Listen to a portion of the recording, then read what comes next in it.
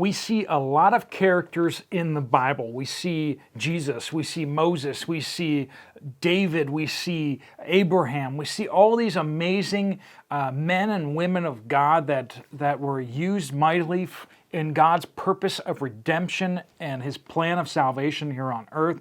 But when we look at these characters, sometimes some people can get a little confused. They can equate Moses or Abraham to Jesus, but Jesus is in a whole nother level. We're going to be seeing here in this study in Hebrews, we're going to be seeing how Jesus is greater than Moses, how Moses was faithful, but he was a servant, and Jesus was the master's son. He was faithful as a son of God on earth. And so we're going to be seeing how Jesus is so much more than Moses, how we should not be looking back to what we got from Moses as the ultimate, but rather what we get from Jesus and what we see in Jesus as the ultimate.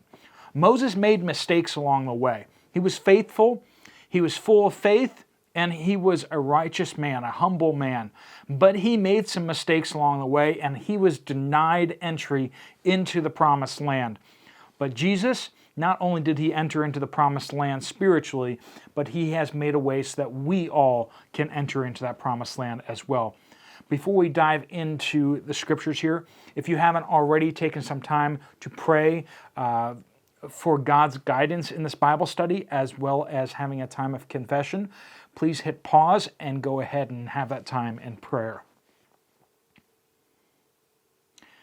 All right, so we are picking up in Hebrews chapter 3, starting in verse 1, and we're going to see Moses is faithful, but Jesus more faithful and at a higher level. Let's read through Hebrews chapter 3, starting in verse 1.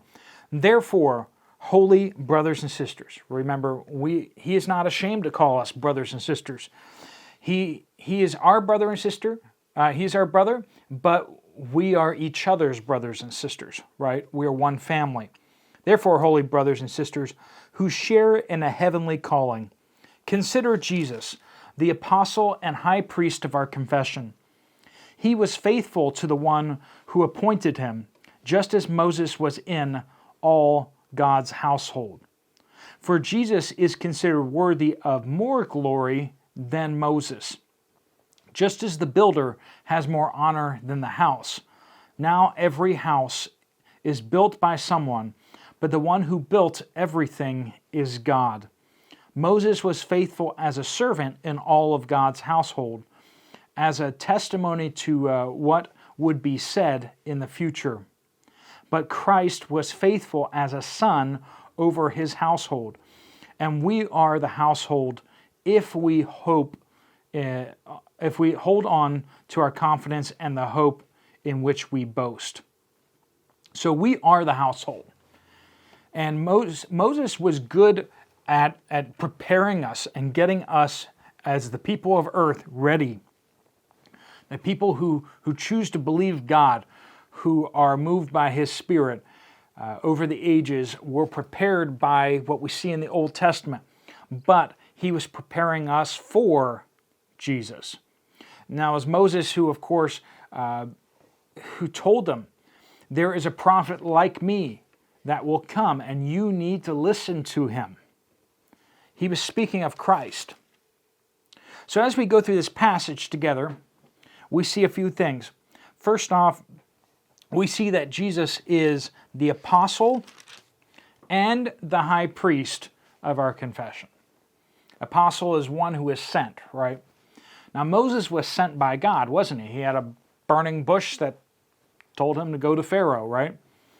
And when God spoke to him and said, take these laws to the people, God spoke the 10 Commandments directly to the people, but then the rest of the law God gave to Moses, and Moses gave the people, because the people weren't able to listen to God. They all were at the foot of the mountain, ready to listen to what God had to say, and as God spoke the 10 Commandments to them, by the time he's done the 10 Commandments, apparently they were on the other side of the camp. They had fled from his presence. And when Moses went to find out what was going on, they said, please stop him from speaking to us because we will all die. You go up on the mountain, let him speak to you. You write down all the things, and we will obey whatever that is. And this was pleasing to God that they feared him. Now, sometimes we don't fear God enough. We don't recognize his holiness, his justice. We want to be buddy-buddy with God. You know, we treat him like the old man upstairs, or that he is somehow he's our friend in the sense of like a buddy, and we don't give him the respect and the fear that he is due. Now, we are not live in terror of God being like an abusive father who goes off the handle with the littlest stuff. You know, like, oh, I don't know why he's going to go off today, but maybe he'll go off today over this thing. You know, yesterday he was okay, but like today, who knows? This irrationality, this instability, that is not who God is. He has clearly set his laws before us and said, don't do these things or there will be consequences. And oftentimes his warnings come long in advance of the punishment. Oftentimes the punishment does not directly follow the infraction. Remember how Adam and Eve were told, in the day that you eat of it, you shall surely die. And while they did spiritually die immediately, they had time to repent because God is long-suffering before they physically died. God sent Jesus as the apostle. Moses heard from God. He saw a bush that was on fire, but he didn't see God until he saw the back of God, but that was later on. Jesus was sent from the very presence of God. He is the apostle of our faith, our confession. Not only that, but he is also the high priest. Moses was not the high priest. Aaron was the high priest, right? God was like, you can't be the high priest, Moses. Your brother, Aaron, will be the high priest. So Moses himself could not even be the high priest, could not be a priest. But Aaron was. Jesus is the high priest of our confession. He is able to be that intermediary, that one that stands between God and us. Jesus is greater than Moses. Jesus brings more clarity than Moses did.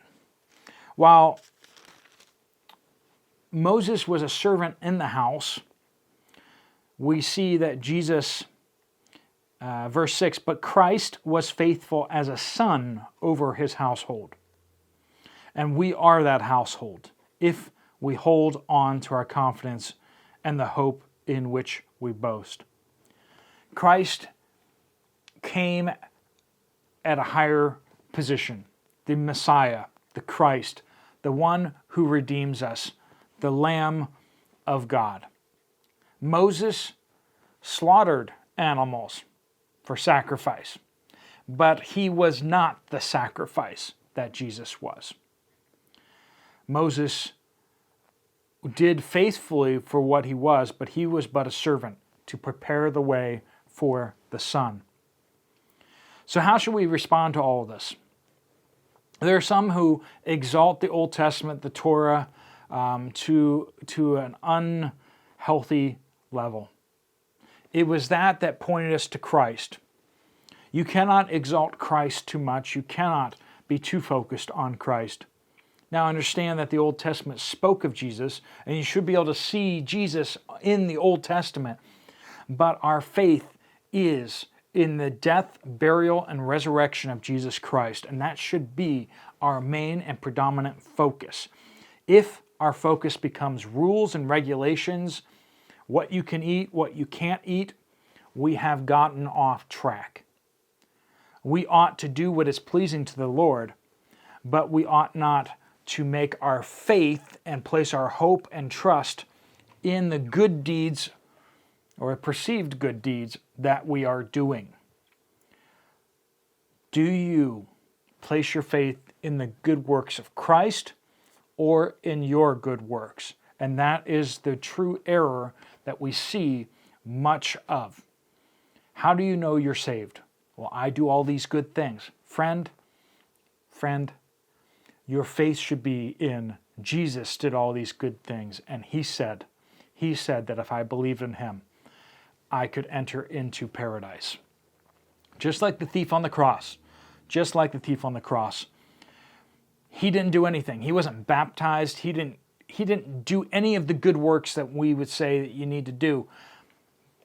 But he asked Jesus, and Jesus said that he could come. Is that our lives? If you boil it all down, is it that simple for you? That you placed your faith in the promise of Jesus Christ of salvation, and that is what you are trusting in for your eternity. Moses brought a bunch of laws that were to teach us that we could not live up to them. Jesus came and said, those laws are valid, but you'll never be able to keep up with them. They'll just tell you that you're a sinner. But now I will show you the way that you can stop being a sinner and be righteous before God. All right, folks, if you have any questions about that, don't hesitate to email me directly at boldfaithbible@gmail.com. You can always find that down in the description down below, or you can type a question in a comment down below, and I will get to those. But if you don't know what that means, to have that personal relationship with Jesus Christ, ask me, ask your pastor, ask somebody, but seek that salvation, not in rules, but in the work, the completed work of Jesus Christ. All right, folks, let me pray a prayer of blessing over you before you go about your day.